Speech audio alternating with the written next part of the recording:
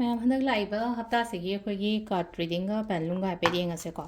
अदो पेंडुलम से कनो सुम खनसे अना निंगिबा पोतो हाइदि करम मंथ करम नुमिता यानी और यारोय हाइबना चिंबा अदुदो हाइफेटंग खनसेको अदो कनो माइंड दा तकलांग लाक्ट्रगदि गातंग वीडियो से पोस्ट तौरगा आई कनो खल्लोको हाइदि खल्लगा आइना निंगिबा पोतो हाइदि करम्बा अखोगी मतम गुंबदा हाइतारको हाइदि चांसेस लेगदगे खोतगदगे हाइबदो अखोगी क्रिस्टल्स की एनर्जीसना कदाइदा पोरा कांदा लेपके हाइबदो येंगसेको क्रिस्टल से एमेथिस्ट का रोज का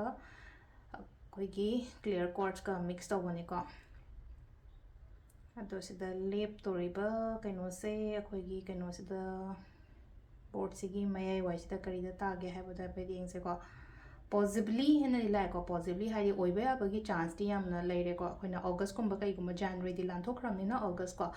अदुगा नुमित्तगा हारगा सगुन सेन मंडे गुंबा कईगुंबा दुमाइन तौरको हंदा हफ्तागिना खल्लगा लेबो ओइरगदी सिदा लेरेको अहांबगी अखोइगी पेंडुलम डाउजिंग सेको अदो मखा ताबा कार्ड की मेसेज येंगमिनरसे अदो सिदा अखोइगी हफ्तागी कार्ड रीडिंग येंगसेको हफ्तागी कार्ड रीडिंग से कार्ड 33 खतंग थोक्तरेको 33 सिदगी इसा इसागी राशि मपादो खल्लगा दुमाइन तौरगा येंगसेको लेको कार्ड नंबर 1 2 3 4 5 6 7 8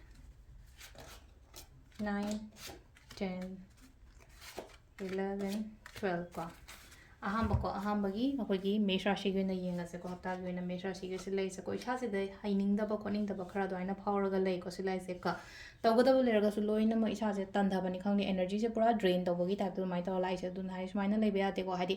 फंगमदाइसिदा तौरमदाइसिना सुमाइना लेपथो लेरगदि कमाइना यागनी अदुनिको सिलाइसेको हाइदि अखोई अहांबगी मेष राशि की वृष राशि की सिलाइसे खल्लिबा पोतो हाइदि तौ हाइदि खंदंग खल्लगा लेपको ओइना लेरे साइदा थोओ थोओ हाइबा यात्रदी हाइदि युमदा सुम वखंदो खल्लगा लेरगदि मसा मथंददि ओइरोइनको अदुदुना हाइदि कंफर्ट जोन दगी थोलगा थबक तौ हाइबनेको सिलाइसेको लाइक पाबा का हाइसे लाइक पाबा जिना हाइ कितंग पारमेना खलजे हेनगुंबा पाबा खोतपा माइन तौरको मिथुन राशि की सिलाइसे अमन अमगी मतेंगुंबा तौबा खोपा अदुंबा याम फैको हाइदि म्यूचुअल अंडरस्टैंडिंग म्यूचुअल बेनिफिट अखोइगी बिजनेस तगो ओइरगसु को तौमिनाबो खोमिनाबो दाइ तौर फैको कर्क राशि की सिलाइसे पैसामसा लाक्सु लाकनी चसु चकनी दुना कितंग हाइना सिंगना हाइतारको सिदा माइ सिनाबिबो खोपिबो अदुंबा ओइना लेको पैसामसा सेविंग्स अदुम ngamgani ko ngamba khopagi haragadi mathangi सिंह राशि को से होनागदबा मतमने यामना लेनको कंपटीशन चैलेंजेस याम लेगनी थबक तौ मतमदको हंदकी हप्ता से तारगसु अल्टीमेटली एंगोंदा कानाबदी फंगनीबको कन्या राशि के खितंग तप्पे पोचे लाक्ति लाकनी खितंग तपना ओइना लाकपदो ngaibada खतंगदी वादी वारेको अतारगसु ngaibio सोदनदी लाकनीको तुलागी न सिलाइसे कनो तौरे वखन से पंखन खनजलगा मथा साबो खोटपा माइ तौरगा लाइको खनगनो यारिङै सिगी पोत म्याम से फतबा सुम खलगदी फतबदो अट्रैक्ट तौर लाकनी दुना हाइदि फतबा खोपा सुम म्याम से यारिङै खनबिदबको अदुगा वृश्चिक राशि को हाइदि यामना नुसिनना लेइबा खोटपा इमुंग मनुंग करी क्रा माइ तौर लाइको हाइदि हस्बैंड वाइफ की रिलेशनशिप ओइरो कपल रिलेशनशिप का अदुंबदा यामना हैप्पी होइबा हैप्पी होम हैना हारसिनेको अदुंबै मोंगदा लाइको धनु की नसिलैसे हाइदि सिदा लाइसे हाइतारे सिदा लाइसे अखोइगी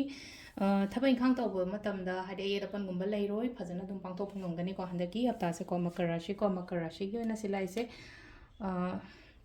यामना सिक्योर फील तौगनी को थबक तौ मतमदा हाइ खोइगी कैनोसिना मकरगिसना वखन नुंगाइगनी